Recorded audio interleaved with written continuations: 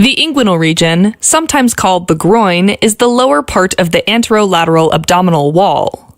It's a small area of great importance as it serves as a passageway for structures such as the spermatic cord, vessels, and nerves to enter or leave the abdominal cavity. The inguinal region is a compact space, located superior to the thigh, lateral to the pubic tubercle, and inferomedial to the anterior superior iliac spine. One important structure in this region is the inguinal ligament, which is a thick fibrous band formed by the inferior border of the external oblique aponeurosis. The inguinal ligament extends from the anterior superior iliac spine of the ilium to the pubic tubercle on the pubic bone. Medially, the inguinal ligament's attachment to the pubis is reinforced by a number of smaller fibrous extensions, including the lacunar ligament and the pectineal ligament. The lacunar ligament attaches along the superior pubic ramus, and some fibers continue along the pecten pubis as the pectineal ligament. The lacunar ligament forms the medial border of the subinguinal space located inferior to the inguinal ligament. Important structures that pass through this space include the psoas major and iliacus muscles, and also the femoral nerve, artery, and vein, and the lateral cutaneous nerve of the thigh. Now, the most important feature of the inguinal region is the inguinal canal, which is a passage that extends inferomedially through the anterolateral abdominal wall. To better understand the anatomy of this canal, let's look at how it develops. In genetically male individuals, the testes begin to develop in the extraperitoneal space of the posterior abdominal wall, and within the first few months, each testis descends into the pelvis, pulled by a structure called the gubernaculum, which attaches to the anterolateral abdominal wall and later to the developing scrotum.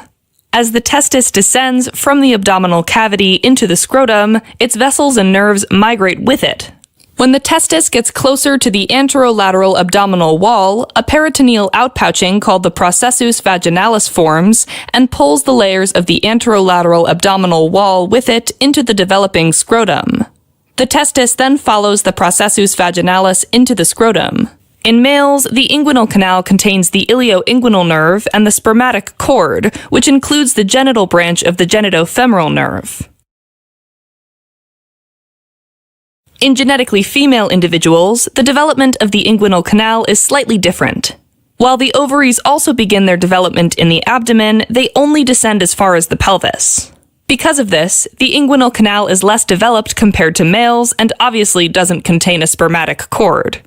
However, the inguinal canal in females contains the ilioinguinal nerve, the genital branch of the genitofemoral nerve, and the round ligament of the uterus, which is a remnant of the gubernaculum that extends from each ovary to the labia majora.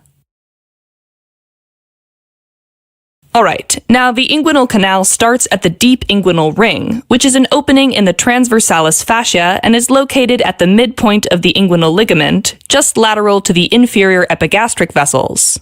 The inguinal canal ends at the superficial inguinal ring, which is an opening in the external oblique aponeurosis. Structures passing through the inguinal canal enter through the deep inguinal ring, except the ilioinguinal nerve, which enters the canal distal to the ring, and they all exit through the superficial inguinal ring. Now, the inguinal canal has 4 boundaries, which include the anterior and posterior walls, the roof, and the floor. The anterior wall is made up of the external oblique aponeurosis, while the posterior wall is formed by the transversalis fascia and is reinforced medially by the conjoint tendon, which is the union of the transversus abdominis and internal oblique aponeuroses. The roof is formed by different elements along the canal.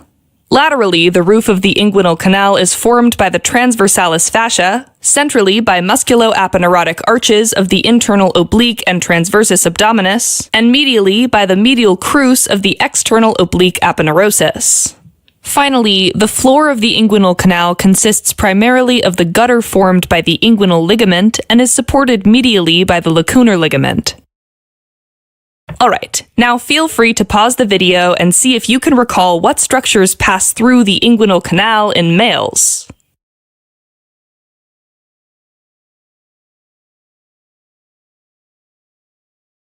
Alright, now let's have a look at the spermatic cord itself, which suspends each testis in the scrotum. Including its fascial coverings, the spermatic cord contains 12 structures, which can be put into 4 groups of 3. So we can use the 3-3-3-3 rule to help remember them. The first group is the fascial layers of the spermatic cord. From deep to superficial, the layers are the internal spermatic fascia derived from the transversalis fascia, the cremasteric fascia derived from the internal oblique muscle, and the external spermatic fascia derived from the aponeurosis and deep fascia of the external oblique muscle. Next up are the 3 arteries, namely the artery to vas deferens, the testicular artery, and the cremasteric artery. Then there are the 3 nerves, which are the genital branch of the genitofemoral nerve, sympathetic fibers, and visceral afferent fibers. Finally, there are 3 other structures: the pampiniform venous plexus, the vas deferens, and the testicular lymphatic vessels. Now let's briefly look at the cremasteric fascia and muscle. The cremasteric fascia contains fibers of the cremaster muscle, which is derived from the lower fascicles of the internal oblique muscle that arise from the inguinal ligament, and it extends inferiorly to form a covering of the spermatic cord and testis. The cremaster muscle is innervated by the genital branch of the genitofemoral nerve, and its contraction helps retract the testis, or draw it superiorly, to regulate its temperature for optimal sperm production. Let's have another pause and see if you can remember the contents of the spermatic cord.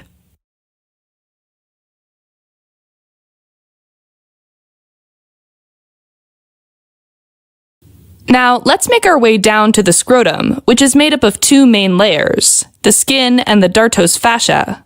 The dartos fascia is continuous anteriorly with the subcutaneous tissue of the abdomen called the scarpa fascia, and posteriorly with the subcutaneous tissue of the perineum, or Colles fascia. Now, the dartos fascia contains smooth muscle, called the dartos muscle, and it's attached to the scrotal skin. So when the muscle contracts, the skin moves with it, causing the scrotum to wrinkle when it's cold. It also helps retract the testis. Both of these functions limit heat loss. The dartos muscle is innervated by sympathetic fibers of the genital branch of the genitofemoral nerve. Now let's look within the scrotum at the testes and their coverings. Each testis is partially covered by a layer of the peritoneal membrane called the tunica vaginalis, which is a serous membrane covering the testis. In fact, it's the embryological remnant of the processus vaginalis. The visceral layer of the tunica vaginalis covers the testis, except for the part where the testis is attached to the epididymis and spermatic cord. The visceral layer of the tunica vaginalis continues as the parietal layer, which lies adjacent to the internal spermatic fascia. On their outer part, the testes have a tough fibrous capsule called the tunica albuginea, which is made up of dense connective fibrous tissue that continues inside the testes, creating septa that divide them into lobules. These lobules contain the coiled seminiferous tubules, which is where sperm are produced. The sperm travel from the seminiferous tubules into the straight tubules and then into the rete testis, which is a network of collecting canals. From here, the sperm move to the epididymis through efferent ductules. The epididymis has 3 parts: the head, where the efferent ductules merge, the body, and the tail, which continues as the vas deferens.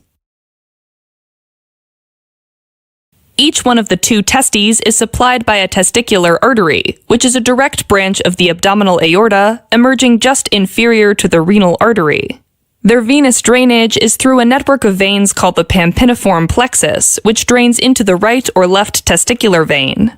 The right testicular vein drains into the inferior vena cava directly, whereas the left testicular vein drains into the left renal vein.